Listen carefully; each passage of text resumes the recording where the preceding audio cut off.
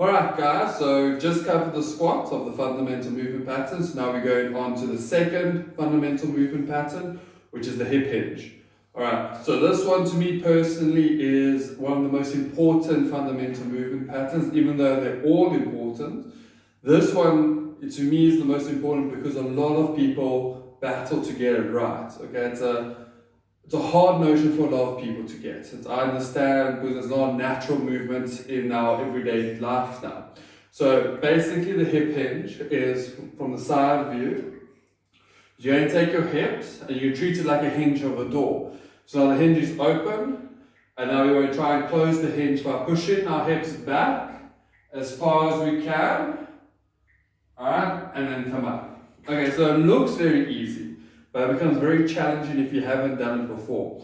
So the main things I want people to take care of is the spine needs to stay neutral, which is the standard for every movement we're going to be doing. So of the 6 fundamental movement patterns, the spine needs to stay neutral. Okay, the next thing is the shins stay vertical the whole time, and the knees do not stay locked, they stay slightly bent. Okay, but they do not move forward, and you're pushing your bum back while keeping the spine neutral and the shins. Okay, so I'm going to show you what to do right, and I'm going to show you what most people do wrong. So the right way is spine neutral, so chest is up, and then you go to bend your knees. You see my knees are bent, not locked, they just bend slightly, locked, soft. Okay, and then we're going to push our bum back, leaning forward, and keeping the spine neutral. Go as far back as you can. You'll feel it more in your hamstrings if you're doing it right.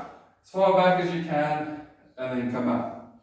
Alright, again, as far back as you can, and come up. Alright, so that's how you're supposed to do it. So now, I see 2 ways people do it wrong. Okay, the first way is they don't push the bum back, they just bend over with the spine, so not keeping it neutral. So this is how not to do it.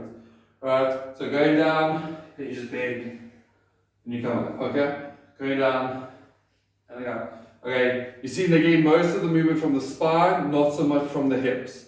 Alright, so that's what you're not supposed to do. The other way I see most people get it wrong is they can't link in their head that them going back is different from them going down. So often when you tell people to go bum back, what they end up doing is squatting it.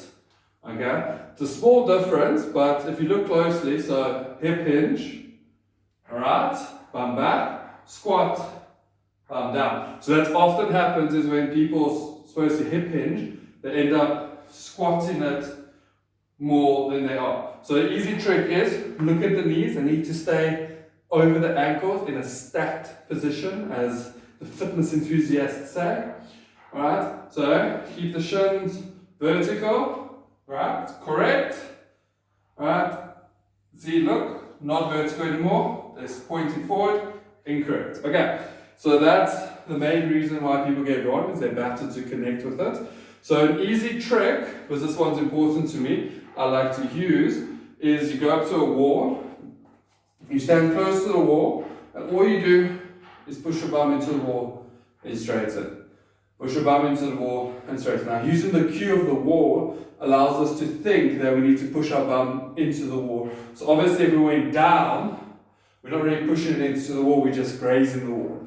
So now we push into the wall and straighten. Then once we're comfortable with this distance, we take a little step forward, push into the wall, straighten. Push into the wall, straighten. A little bit forward, okay? Go as low as you can. See, like now I can't do it, but I have my limit, which is perfect for me. Okay, so that is the hip hinge, the second fundamental movement pattern we're covering in the series.